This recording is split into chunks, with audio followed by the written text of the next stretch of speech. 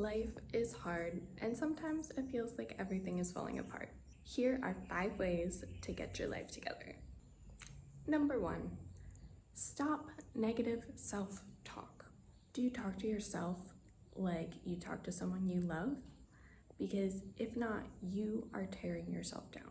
There's a statistic that says the 5 people you listen to the most, like actually listen to in your life, impact you the most. Their voices impact you the most. And of course, your own internal monologue should be on that list because that's what you're listening to all the time. If you are talking to yourself badly, if you're tearing yourself down, if you're saying mean things, if you're always hypercritical, that's a problem. And that influences your outlook on life, your perspective, how you approach things, your confidence. Fix your self-talk in order to fix yourself. Number 2, start using your time well. Everyone has a different way of doing this, and the first step is figuring out how you want to use your time.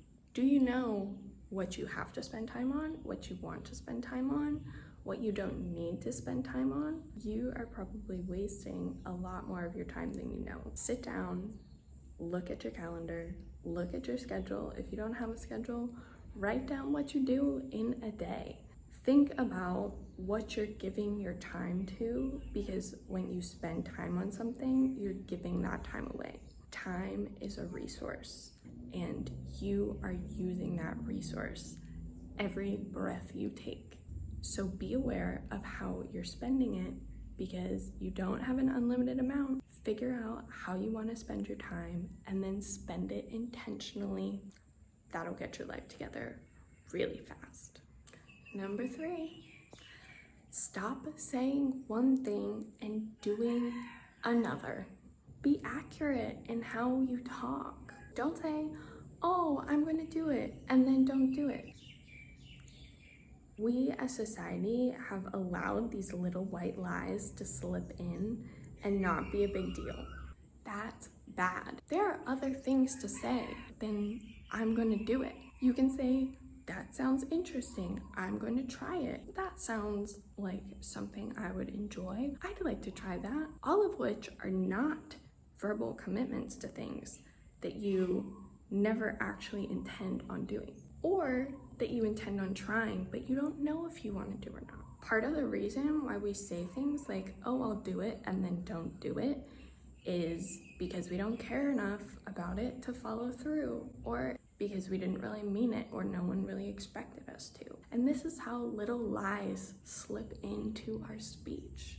There is strength in saying what you mean. There is strength in following through on what you say, and by being able to eliminate the little lies that slip into our speech that we don't really mean, that don't really matter, but it's a lack of integrity. You will know that you have your life together when you and everyone around you know that when you say you're going to do something, you do it. Even the little things. If you're not going to do it, don't say you're going to do it.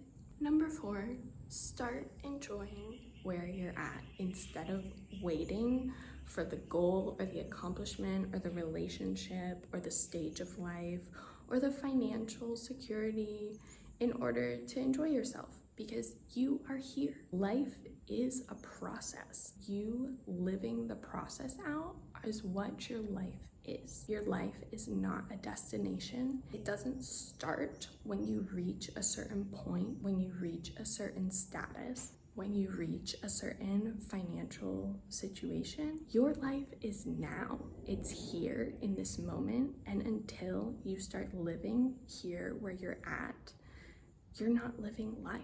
You're missing it. Don't live for the weekend. If you can't find anything that you're happy about during your week, and you have to focus all of your attention on the where you'll be in a few days, you're not living right. Add in things to your everyday life that you enjoy.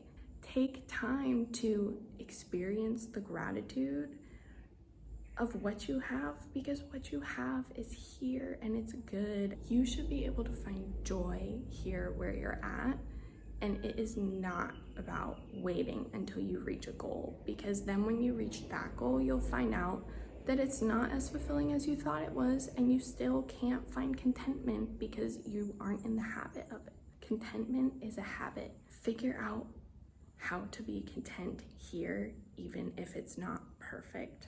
Number 5, stop mistaking being busy with being successful.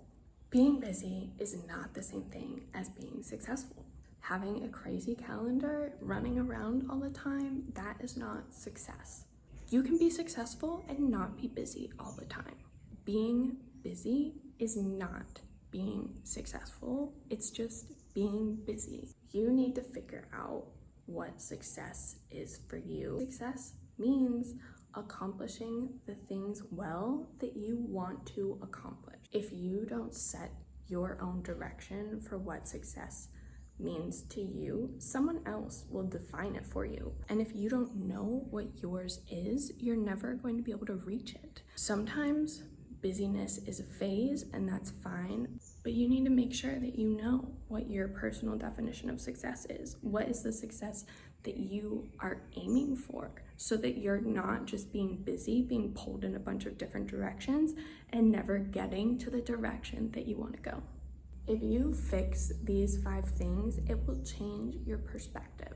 You have so much going for you. You are doing so good, but you can eliminate these sticky little things that are easy to get caught up on, that totally throw you for a loop and cause chaos in your life where there doesn't need to be chaos. With these 5 things, you can get your life together.